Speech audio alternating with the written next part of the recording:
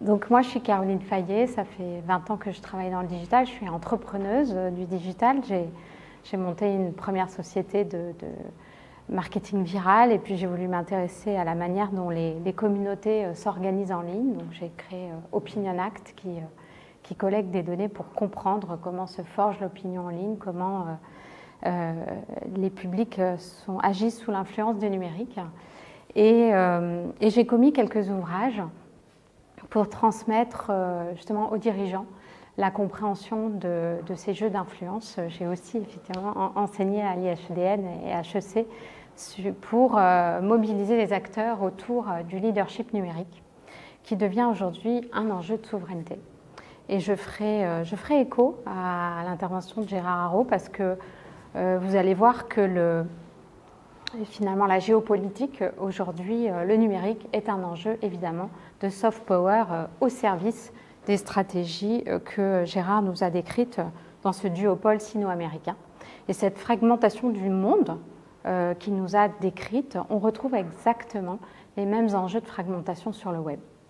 Et à la recherche depuis plusieurs années d'une brèche qui pourrait nous permettre, Européens, de reprendre un peu de leadership, j'ai découvert il y a quelques années l'émergence du Web 3. Alors peut-être en avez-vous entendu parler. En 2021-2022, on a été assommé de news autour du Bitcoin, des NFT, la crypto. Puis ça continue avec Meta qui a annoncé son métaverse. Et puis là, maintenant, on nous parle beaucoup d'IA avec ChatGPT, je ne sais pas si vous en avez entendu parler, qui révolutionne le traitement du langage. Donc, je vais essayer de vous donner quelques repères pour comprendre derrière nous, Européens, qu'est-ce qui se trame, qu'est-ce qui se joue à notre niveau et pourquoi il ne faut pas rater le coche aussi. Mais c'est aussi l'espoir. Après 15 ans, finalement, de verrouillage des innovations par les GAFAM, Google, Apple, Facebook, Amazon et maintenant les Chinois, on a une vraie opportunité, nous, Européens. Et pour faire émerger une troisième voie entre un monde de cyber-surveillance à la chinoise et un cybercapitalisme de l'attention à l'américaine. Alors, Web 3, qu'est-ce que ça veut dire ? Ça veut dire que c'est une troisième itération dans l'histoire du web. Web 1, c'est l'arrivée des moteurs de recherche, vous savez, des sites internet, la révolution de l'information. Web 2, l'arrivée des réseaux sociaux, donc plus besoin de savoir coder pour pouvoir s'exprimer sur le web. On peut se mettre en réseau, on peut se mobiliser. Donc, c'est une révolution de l'empowerment des individus. Et Web 3, c'est une nouvelle forme de prise de pouvoir de l'individu par le pouvoir de l'argent, par l'accès à la propriété numérique, à la propriété des mondes numériques. C'est ça la crypto. Et derrière la crypto, il y a évidemment le Bitcoin qui est une architecture décentralisée. Qui dit décentralisé dit, eh bien, on remet en question la façon dont le web se construit depuis 20 ans sous forme de justement centralisation par des plateformes. Donc décentralisé, on redonne le pouvoir à l'utilisateur et le Web 3 veut résoudre 3 problèmes dans l'histoire du web qu'on a connu. Le premier problème, c'est justement le pouvoir, rendre le pouvoir aux utilisateurs. Ça fait 20 ans que les acteurs du web accumulent des données sur nous, individus. Et ces données, elles ont été mises au service, évidemment, du ciblage publicitaire à la Facebook, à la Google. Et aujourd'hui, donc, ces données nous échappent et servent les algorithmes pour finalement permettre le profit des GAFAM. Donc, première chose, redonner le pouvoir à l'utilisateur, c'est une façon de lutter contre ces data centers détenus par les GAFAM. La deuxième chose, c'est une forme de redistribution de la richesse. Aujourd'hui, quand vous likez sur Facebook, quand vous publiez des contenus, vous modérez, vous faites de la pub sur Facebook, finalement, il n'y en a qu'un qui gagne à la fin, c'est Facebook. Ce que veut faire le Web 3, c'est permettre une répartition de la valeur entre le marchand, l'utilisateur, le distributeur. Donc tous les acteurs d'une chaîne économique, en contribuant à la plateforme, eh bien, vont être rétribués. Et donc on a une forme de lutte contre ces gatekeepers, en fait, ceux qui verrouillent les accès à un marché et concentrent la valeur sur les filières économiques. Et puis, on a un troisième défaut du web que le Web 3 veut corriger, c'est le manque de transparence. Ça fait 10 ans qu'on critique les algorithmes sur le fait qu'ils sont un fléau pour la démocratie, sont un fléau pour l'accès à l'information, les fake news, et c'est leur opacité qui est en cause. L'Europe veut lutter contre ça, vous le savez, fin 2020, on a le Digital Market Act, Digital Services Act, qui sont des paquets de lois pour essayer de pouvoir contrôler un peu ce qui se passe quand on a une élection et qu'on puisse ouvrir un peu le capot de ce qu'il y a sur Facebook, sauf que l'algorithme reste secret, et ça, eh bien, ça ne nous permet pas, personne ne pourra jamais prouver que le Brexit a été potentiellement occasionné par des fake news sur les réseaux sociaux. Personne ne pourra jamais prouver que Trump ou que l'assaut du Capitole vient d'une manipulation algorithmique des individus. Le Web 3 veut, la blockchain est entièrement transparente, les applications Web 3 sont transparentes et donc l'idée c'est de pouvoir contrôler les algorithmes. Dans l'histoire de ChatGPT, dont vous avez peut-être entendu parler, cette intelligence artificielle qui est déjà utilisée par Microsoft, c'est évidemment, vous le savez, une entreprise d'Elon Musk.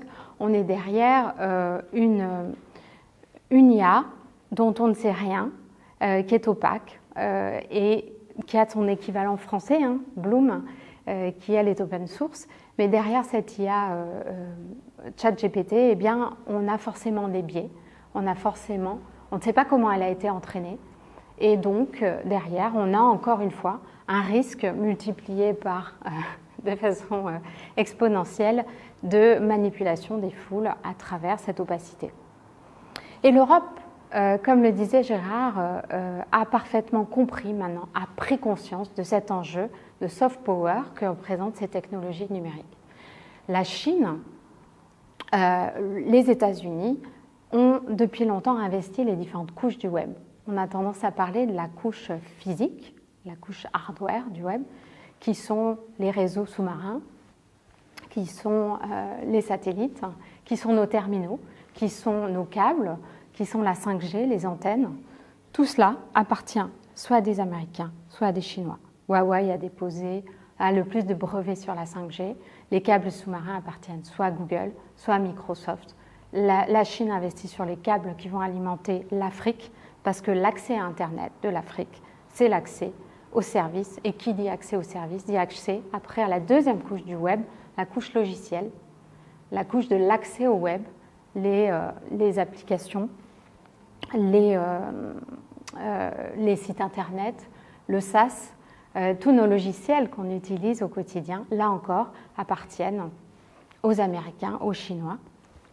Les 10 applications mobiles que vous utilisez le plus sur votre smartphone appartiennent soit à Google, soit à Facebook.